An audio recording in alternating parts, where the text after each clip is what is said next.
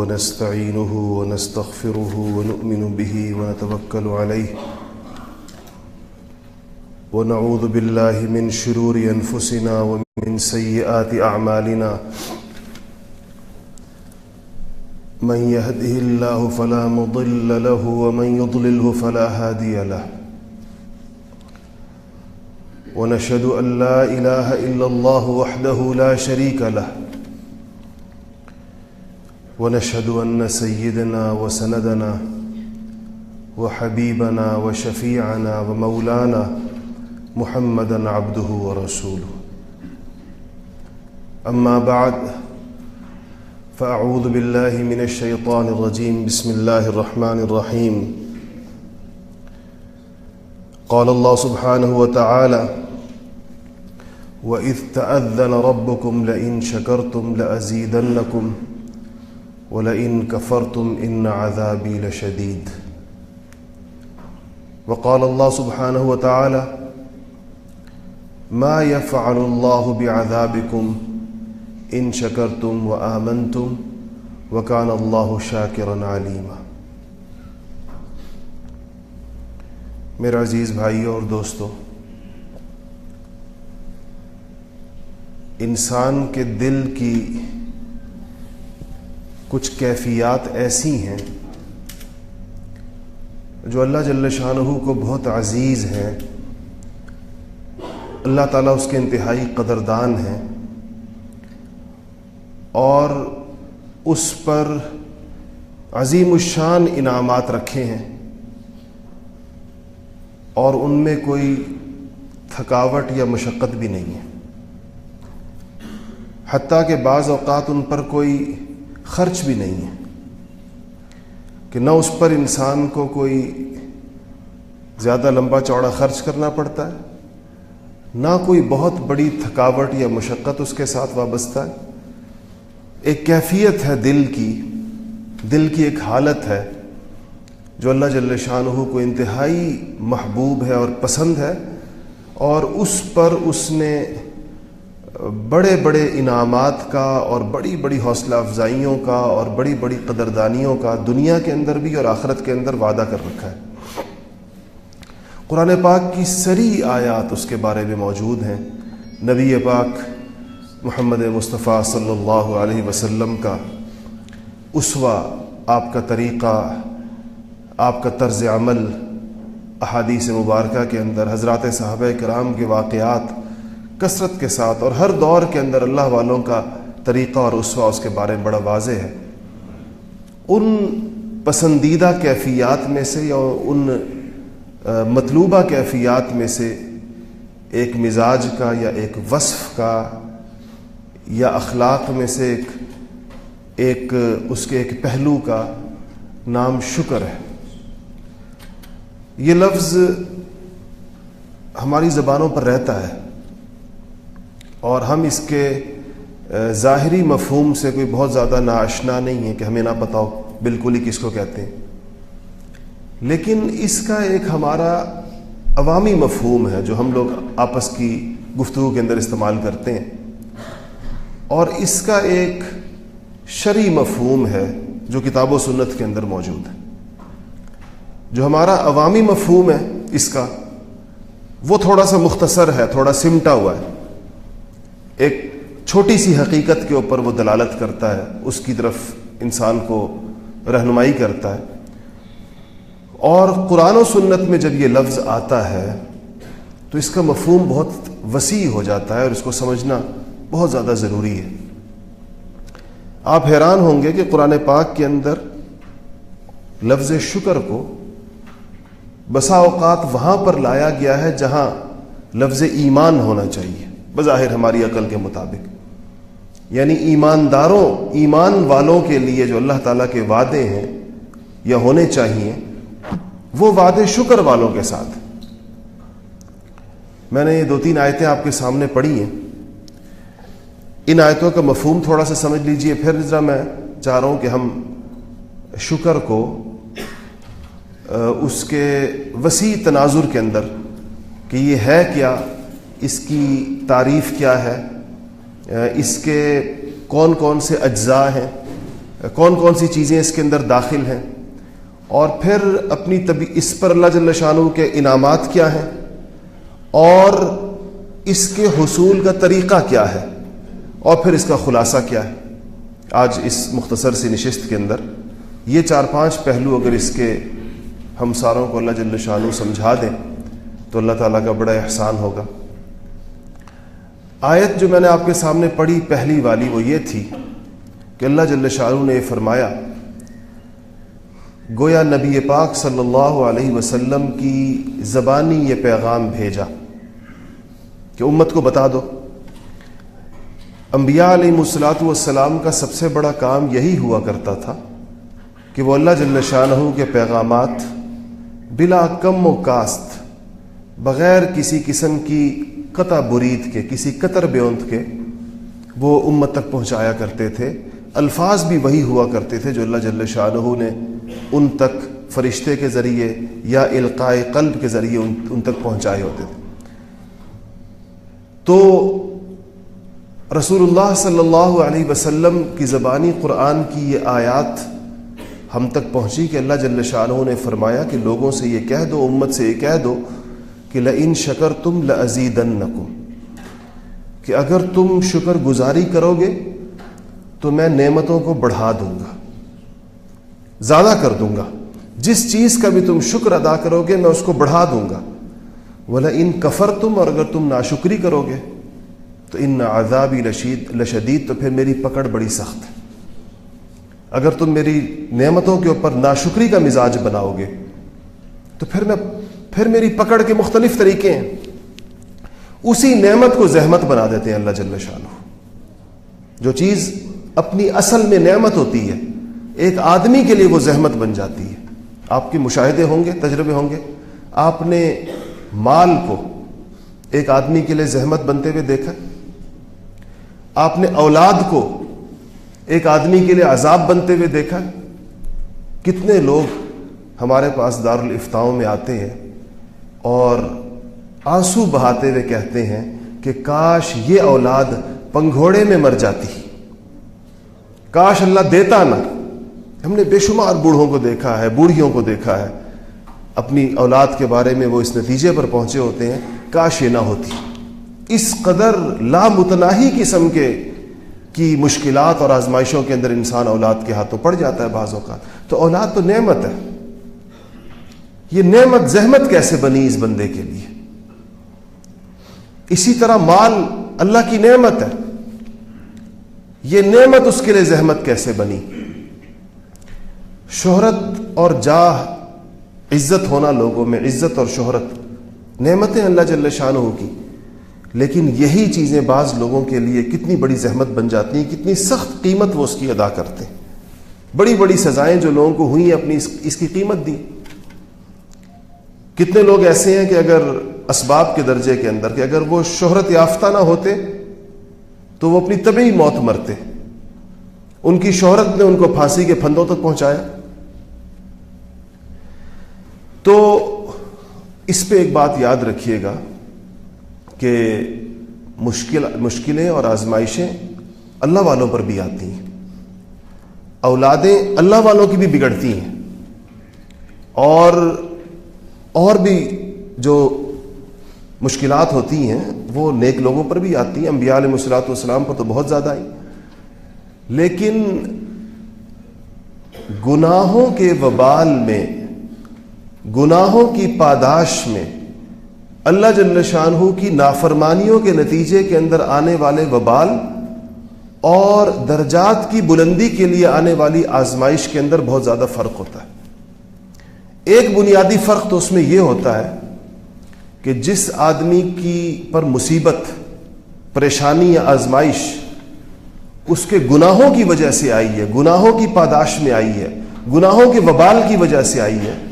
وہ اس کو شدید مضطرب اور بے چین کرتی ہے۔ اور جس پر یہ آزمائش گناہ کی وجہ سے نہ ہو بلکہ اس کے درجات بڑھانے کے لیے اللہ جل شانہ نے اس کے اوپر ڈالی ہے، اس سے اس کا ظاہر، اس کا جسم تو کسی پریشانی میں ہو سکتا ہے، اس کے دل کے پاس بھی پریشانی نہیں پھٹکتی، قلب مطمئن ہوتا ہے اس کا۔ بالکل دیکھنے کے اندر وہ آپ کو مشکل میں لگے گا. مثلا کسی کو اللہ جل شانہ نے غربت کی آزمائش میں مبتلا کیا, فقر کی آزمائش میں مبتلا کیا, تو ظاہراً وہ آپ کو پریشان حال نظر آئے گا. اس کے کپڑے, اس کا کھانا, اس کا رہن سہن, اس کا لباس, اس کا مکان, اس کے احوال میں آپ کو ایک تنگدستی نظر آئے گی, لیکن اس کا دل پریشان نہیں ہوگا. اگر آپ کبھی اس کے قریب رہیں گے جا کر, اس کے حالات کو دیکھیں گے جا کر, تو آپ کو اندازہ ہوگا قلب پریشان نہیں ہے اس کا. اور اسی طرح دیگر آزمائشوں کا بھی ہوتا ہے. دنیا کے اندر بھی آزمائش میں اور وبال کے اندر فرق ہوتا ہے. آزمائش درجات بڑھانے کے لیے ہوتی ہے, یعنی ایک آدمی کے لیے اللہ جل شانہ نے اس کی کسی نیکی سے خوش ہو کر ایک درجہ متعین فرما دیا کہ یہ اس کا درجہ ہوگا آخرت میں اور دنیا میں, مگر وہ اپنے اعمال کی وجہ سے ان درجات تک نہیں پہنچ سکتا. وہ اتنی نیکیاں نہیں کر سکتا, وہ اتنے اعمال نہیں کر سکتا کہ ان درجات کا مستحق ہو جائے. تو اللہ جل شانہ بسا اوقات اس پر کوئی پریشانی ڈال کر اس کو وہاں تک پہنچا دیتے ہیں, لیکن یہ پریشانی اس کے کسی گناہ کا نتیجہ نہیں ہوتی, اور یہ پریشانی اس کے کسی گناہ کا وبال نہیں ہوتی. تو شکر ان نعمتوں میں سے ہے جس پر اللہ جل شانہ نے فرمایا کہ اگر تم کرو گے تو میں اس پر وہ نعمتیں بڑھا دوں گا, اور اگر تم نہیں کرو گے شکر تو ان عذابی لشدید, تو پھر میرا عذاب, میری پکڑ بڑی سخت ہے. اور اس سے بڑی سختی دنیا کے اندر جو آتی ہے آزمائش اس کی, وہ یہی ہے کہ نعمت میں سے اللہ جل شانہ اس کا نعمت پناہ نکال دیتے ہیں, اور اسی نعمت کو اس کے لیے وبال اور اس کے لیے آزمائش بنا دیتے ہیں. اس کی بے شمار مثالیں ہمارے سامنے موجود ہیں. دوسری آیت جو میں نے آپ کے سامنے پڑھی, اللہ جل شانہ نے فرمایا کہ ما یفعل اللہ بعذابکم, اللہ جل شانہ تمہیں عذاب دے کر کیا کرے گا. ما یفعل اللہ بعذابکم, اللہ جل شانہ تمہیں پریشان کر کے, تمہیں عذاب دے کر کیا کرے گا. ان شکرتم و آمنتم, اگر تم شکر گزار ہو اور صاحب ایمان ہو تو. یعنی ایمان شرط کہا, وہ تو ظاہر بات ہے کہ آخرت کے اندر بچنے کی اور آخرت کی نجات کی لازمی شرط ایمان ہے. اس کے ساتھ دوسری جو چیز ملائی وہ یہ کہ شکر اگر اس کے ساتھ تمہارے اندر موجود ہوگا. تو شکر کہتے کس کو ہیں؟ شکر اس بات کو کہتے ہیں کہ انسان کے دل میں اپنے محسن کے لیے, جس نے اس کے اوپر احسان کیا ہے, جس نے اس کے اوپر انعام کیا ہے, انسان کے دل کے اندر اس کے لیے محبت اور احسان شناسی کا جذبہ ہو, دل سے وہ تسلیم کرے کہ یہ اس کی عطا ہے, اور زبان کے اوپر کلمہ شکر ہو, زبان سے بھی وہ اس کا اظہار کرے کہ جیسے ہمیں کرنا چاہیے. جو کچھ ہمارے پاس ہے, چاہے وہ مال و دولت ہے, چاہے وہ کوئی عہدہ اور منصب ہے, چاہے وہ دنیاوی فراخی اور کشائش ہے, دنیا کی نعمتیں ہیں, چاہے وہ اولاد ہے, چاہے وہ کوئی عزت و شرف ہے, کیا یہ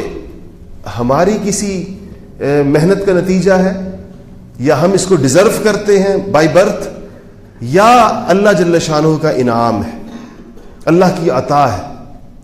بغیر استحقاق کے, بغیر کسی حق کے. آپ ہمیشہ اس بات کا مشاہدہ کریں گے کہ جو چیز اللہ جل شانہ نے آپ کو دی, آپ سے 1000 درجے بہتر لوگوں کو نہیں دی. آپ سوچتے ہوں گے کہ یہ جو انعام مجھ پر اللہ کا ہوا ہے, اگر یہ صلاحیتوں کی بنیاد پر ہو, اگر یہ اہلیت کی بنیاد پر ہو, قابلیت کی بنیاد پر ہو, استحقاق کی بنیاد پر ہو, تو فلاں شخص تو مجھ سے زیادہ مستحق, فلاں شخص مجھ سے زیادہ قابل, اور وہ زیادہ اس کو ڈیزرو کرتا ہے کہ یہ چیز اس کے پاس ہوتی. اگر آپ کے پاس ہے تو یہ خالص انعام الہی اللہ تعالیٰ کی طرف سے. تو زبان کے اوپر اس کا کلمہ شکر بھی ہو, اور تیسری چیز یہ کہ انسان اپنے عمل سے بھی یہ ثبوت دے کہ وہ شکر گزار ہے. یہ صرف دل کی کیفیت کو شکر نہیں کہتے, صرف زبان کے بولوں کو بھی شکر نہیں کہتے, جب تک یہ تینوں چیزیں مل نہ جائیں کہ دل کے اندر انتہائی درجے کے اندر انسان ممنون ہو, شکر گزار ہو, اور زبان کے اوپر کلمہ شکر ہو, اٹھتے بیٹھتے وہ اس کا اظہار کرے, اور اس کا عمل بھی اس بات کی گواہی دے, اس کا عمل بھی اس بات کی حقیقت کو واضح کر رہا ہو کہ یہ بندہ شکر گزار ہے۔ پھر اس مفہوم شکر کے 5 اجزاء ہیں، یعنی 5 حصے ہیں اس کے، 5 شکلوں کے اندر یہ ادا ہوتا ہے۔ اسی سے آپ اس کو نکالیں۔ سب سے پہلے چیز تو قلب کی کیفیت، دلوں میں جھانکنا چاہیے، اپنے دلوں سے میں محسوس کرنا چاہیے اس بات کو کہ دل اللہ جل شانہ کی شکر گزاری سے کتنا لبریز ہے۔ جس آدمی کا دل اللہ کے شکر سے لبریز ہو جاتا ہے، وہ سبب اور وسیلے کی وجہ سے، یا خود حدیث شریف اس کا ذکر آتا ہے، اس فرق کو ہمیشہ ملحوظ رکھنا چاہیے۔ جو بات میں بھی کروں گا آپ اس کو ذرا اس پہ غور کیجئے گا۔ حدیث شریف میں آتا ہے کہ من لم یشکر الناس لم یشکر اللہ، جو بندوں کا شکر گزار نہیں ہو سکتا یا نہیں ہوتا، وہ اللہ تعالیٰ کا شکر گزار بھی نہیں ہوتا۔ اس کا کیا مطلب ہے؟ اس کا مطلب یہ ہے کہ جس ذریعے سے نعمت پہنچی ہے، جو سبب بنا ہے اس کا ظاہری، انسان اس سبب کی بھی قدردانی کرے، چاہے وہ انسان ہو یا کوئی اور ہو، مگر اس سبب کو حقیقی چیز نہ سمجھے۔ یہ بالکل ایسا ہے جیسا کہ آپ کے گھر کے اندر ڈاکیا منی آرڈر لے کر آئے، تو ایک خوش اخلاق آدمی اس ڈاکیے کا بھی شکریہ ادا کرے گا، بھائی جزاکم اللہ تم لے کر آئے، اگرچہ وہ اس کی ڈیوٹی ہے، وہ اس کی تنخواہ لیتا ہے، وہ اس کی نوکری ہے، لیکن خوش اخلاق لوگ جن کو اللہ نے اچھے اخلاق سے نوازا ہوتا ہے، وہ پھر بھی اس کا شکریہ ادا کرے گا، لیکن وہ کبھی بھی یہ نہیں سمجھے گا کہ یہ رقم مجھے ڈاکیے نے دی ہے۔ اس نے اس کا شکریہ ادا کیا ہے اس مشقت کی وجہ سے جو اس نے اٹھائی ہے، کہ وہ ڈاک خانے سے لے کر میرے گھر تک لایا، سائیکل کے اوپر دوپہر کے اندر گھنٹی بجائی اور میرے حوالے کیے اور مجھ سے دستخط لیے۔ یہ مشقت اور یہ محنت تو ڈاکیے نے کی ہے، اس پر وہ اس کا شکریہ ادا کرتا ہے، لیکن حقیقی طور پر شکر گزار وہ اس کا ہوتا ہے جس نے وہ منی آرڈر بھیجا ہوتا ہے، اور یہ اس کو پتا ہوتا ہے۔ ایسے ہی ہمارے پاس جو نعمتیں آتی ہیں، تو ڈاکیے کے طور پر بہت سی مخلوق اس کے اندر استعمال ہوتی ہے، بہت سے لوگ اس کے اندر ان کی ڈیوٹیز اس میں لگی ہوئی ہوتی ہیں، صرف انسانوں کی نہیں، جانوروں کی بھی لگی ہوئی ہیں، فرشتوں کی بھی لگی ہوئی ہیں، اور بھی کائنات کے اندر ایک اللہ کا نظام ہے، پوری کائنات اس انسان کی خدمت کے اوپر لگی ہوئی ہے، پوری کائنات۔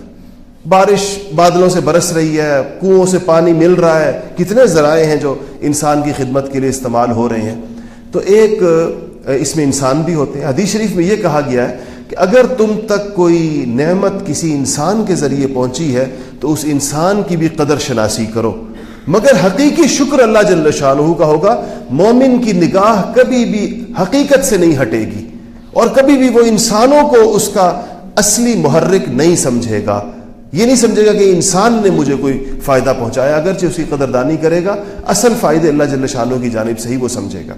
تو پہلی چیز جو شکر کے اندر ہے وہ دل کی کیفیت ہے۔ سب سے پہلے اس کو دل کا شکر کہتے ہیں، انسان کا رواں رواں شکر ادا کرے۔ بڑے مشہور بزرگ تھے حاجی امداد اللہ صاحب،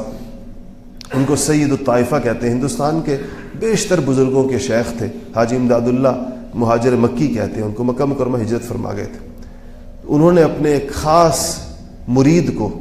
جو بعد میں بہت بڑے عالم بھی بنے، حضرت مولانا اشرف علی تھانوی صاحب رحمۃ اللہ علیہ سے فرمایا کہ میاں اشرف علی، پانی ٹھنڈا پیا کرو گرمی کے اندر، کہ جب ٹھنڈا پانی بندہ پیتا ہے تو اس کے روئیں روئیں سے اللہ کا شکر نکلتا ہے۔ یہ کیفیت،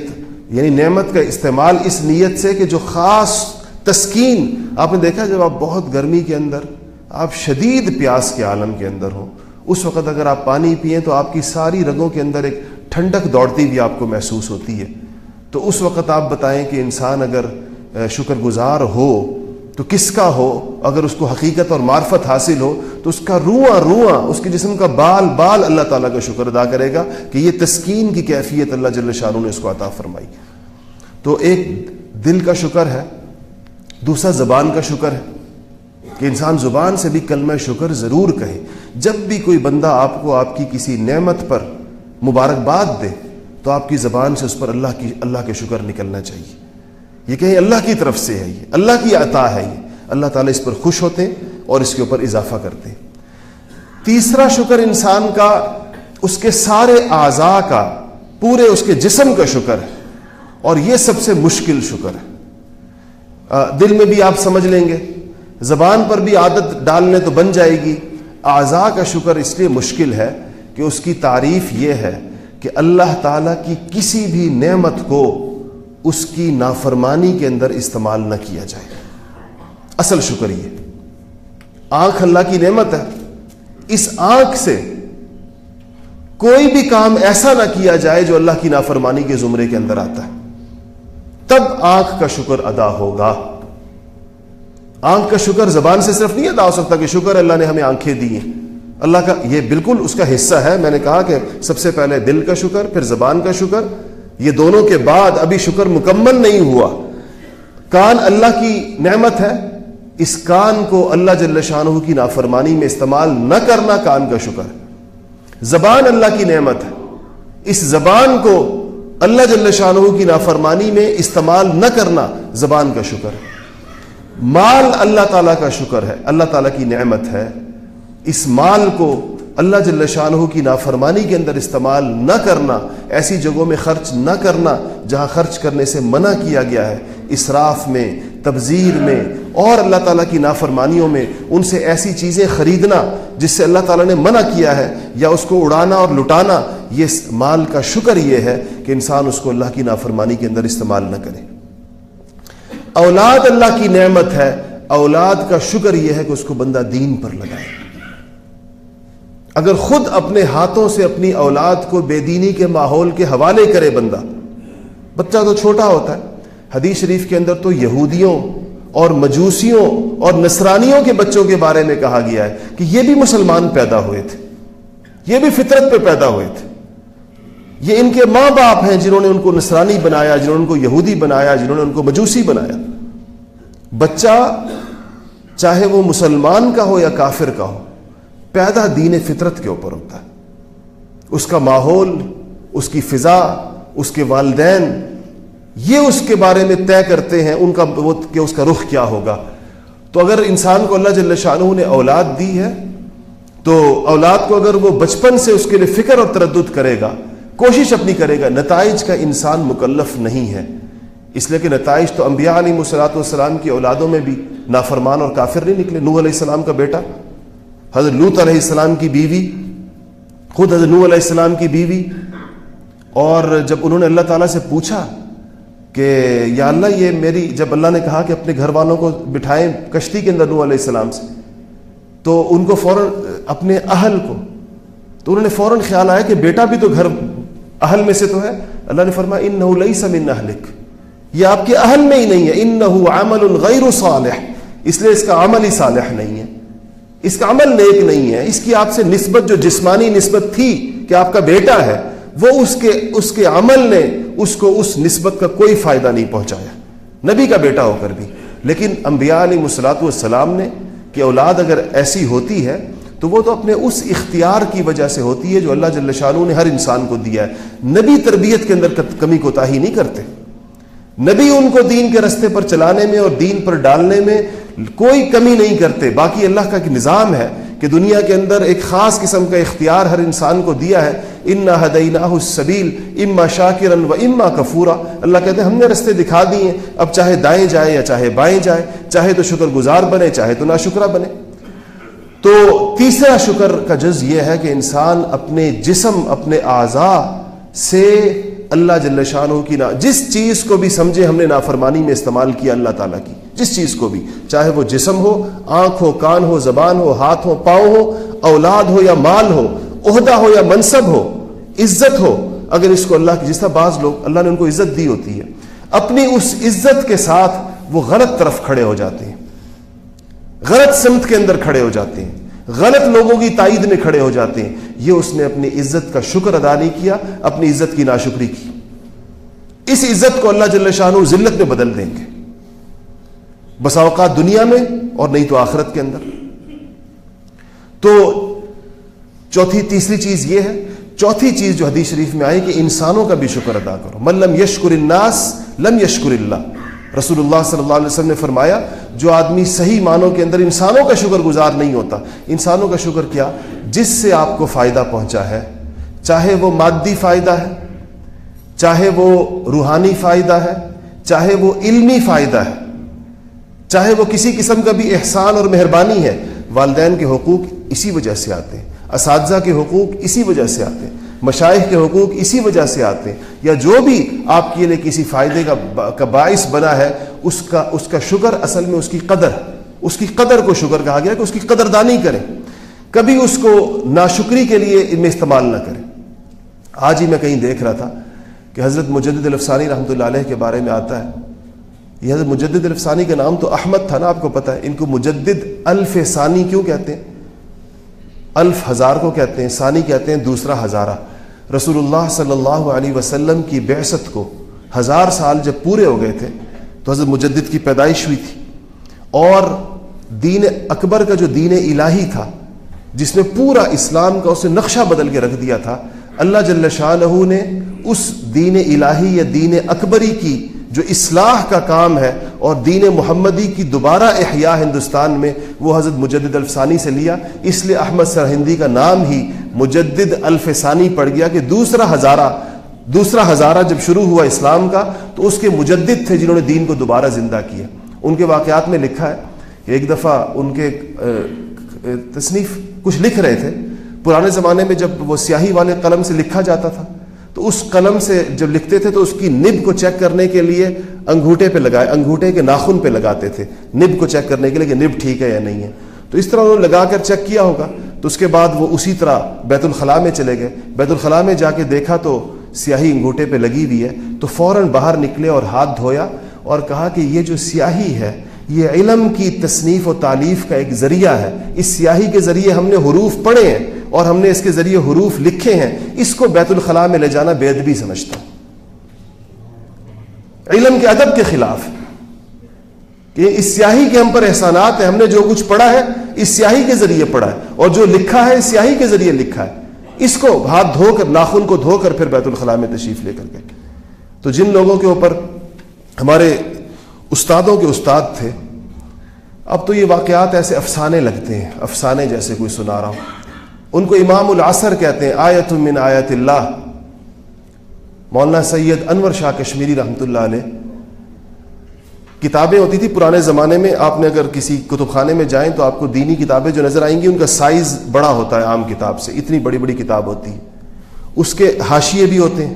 حاشیے یوں تھوڑے سے ٹیڑھے ہوتے ہیں، یوں کر کے صفحے کے چاروں طرف لکھا ہوا ہوتا ہے اور ٹیڑھا میڑھا لکھا ہوتا ہے۔ پرانے زمانے میں کاغذ بہت قیمتی ہوتا تھا، کوئی حصہ چھوڑا نہیں جاتا تھا، بڑا مہنگا کاغذ ہوتا تھا، اسی لیے کتابیں چھوٹے حروف ہوتے تھے اور حاشیوں پر بھی چاروں طرف کاغذ کے گویا لکھا جاتا تھا۔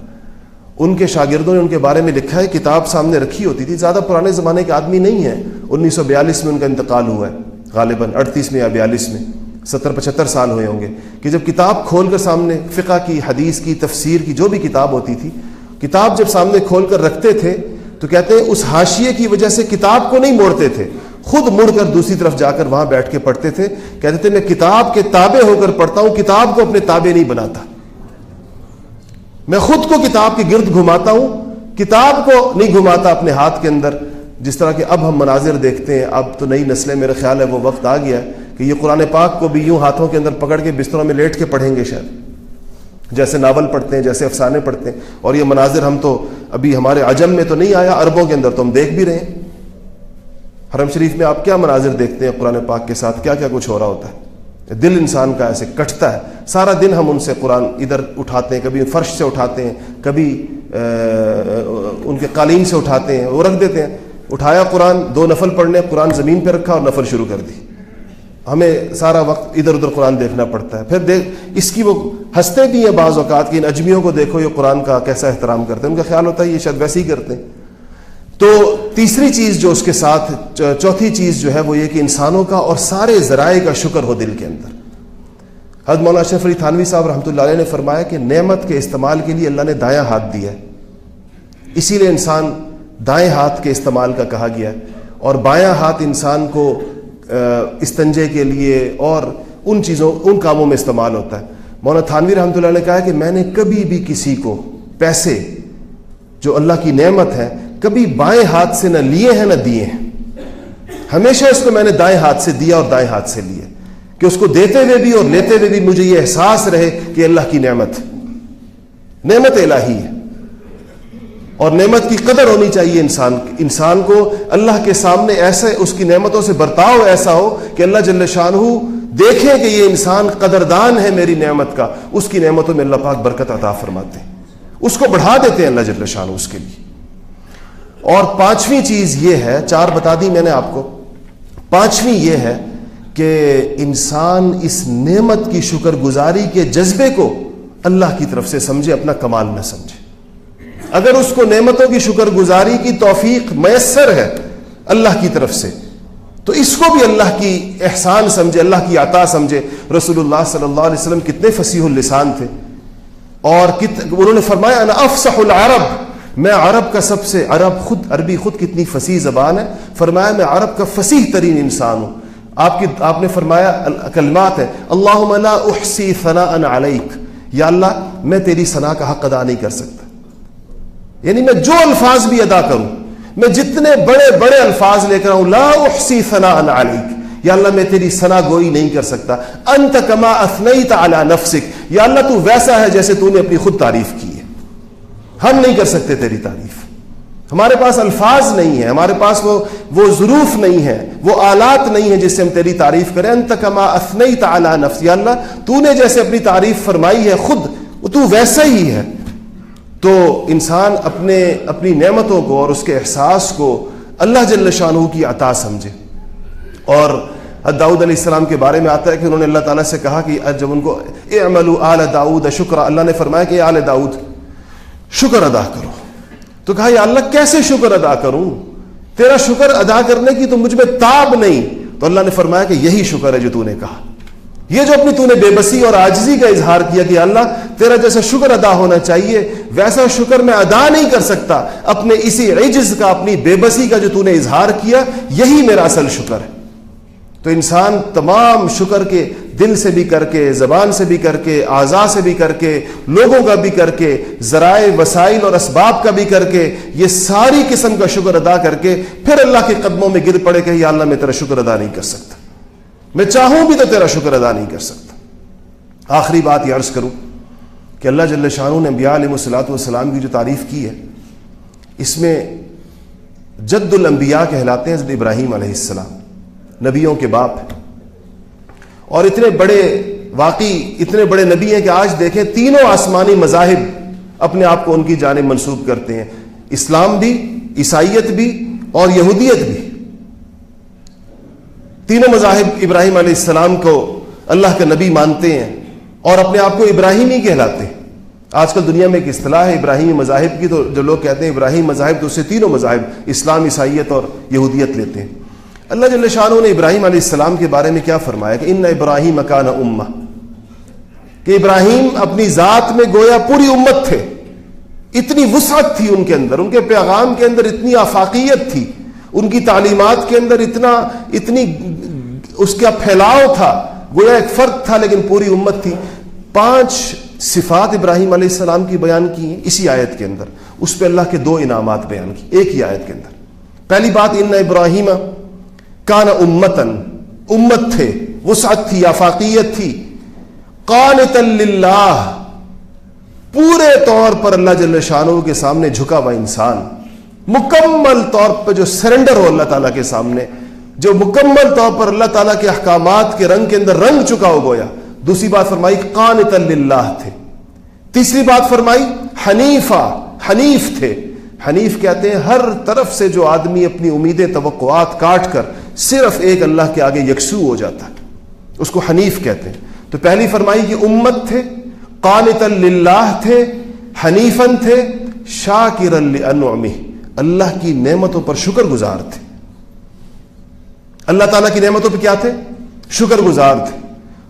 انعام اللہ نے کیا فرمایا؟ اجتباہ وہدا، اللہ فرماتے ہیں یہ اس طرح جو اس کوالیفیکیشن کو جو پورا کر لے کہ وہ حنیف ہو جائے، وہ شاکر ہو جائے، وہ قانت ہو جائے، وہ پوری امت کی طرح ہو جائے، تو اللہ نے اجتباہ، اللہ نے فرمایا پھر ہم نے اس کو چن لیا، وہداہ الی صراط مستقیم، اور پھر ہم نے اس کو ہدایت کے رستوں۔ کیسا چنا؟ صرف ان کو نہیں، اولادوں کو دیکھیں، کیسی اولاد دی، نبی در نبی در نبی در نبی، ابراہیم کے بیٹے اسماعیل بھی نبی، اسحاق بھی نبی، اسحاق کے بیٹے یعقوب بھی نبی، یعقوب کے بیٹے یوسف بھی نبی، ادھر سے اسماعیل کی اولاد میں سید الانبیاء محمد مصطفیٰ صلی اللہ علیہ وسلم.